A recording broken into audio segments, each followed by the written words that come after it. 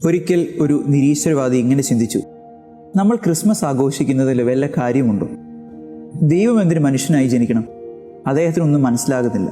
ഒപ്പം അദ്ദേഹം സമ്മറൈസ് ചെയ്തു: ദൈവം മനുഷ്യനായിട്ടില്ല, ഇത് വെറും കെട്ടുകഥകൾ മാത്രമാണെന്ന്. ഒരു ദിവസം രാത്രി അദ്ദേഹത്തിന്റെ വീടിനടുത്ത് ശക്തമായ മഴ പെയ്തു.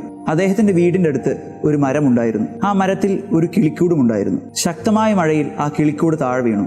അനുകമ്പ തോന്നി അദ്ദേഹം ആ കിളിയുടെ അടുത്ത് ചെന്ന് അവരെ സഹായിക്കാൻ നോക്കി. പക്ഷേ ആ കിളികൾ വളരെയധികം ഭയന്നിരുന്നു. അപ്പോൾ അദ്ദേഹം ചിന്തിച്ചു, ഞാൻ അവരെ സഹായിക്കാനല്ലേ നോക്കുന്നത്, പിന്നെ എന്തുകൊണ്ട് അവർക്ക് ഇത് ഒരു പ്രോബ്ലമായിട്ട് മനസ്സിലാക്കാൻ സാധിക്കുന്നു?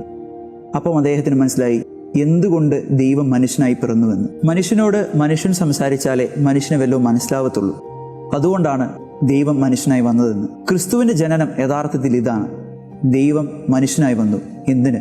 മനുഷ്യന്റെ കൂടെ ദൈവത്തിന് എപ്പോഴും ആയിരിക്കുവാൻ.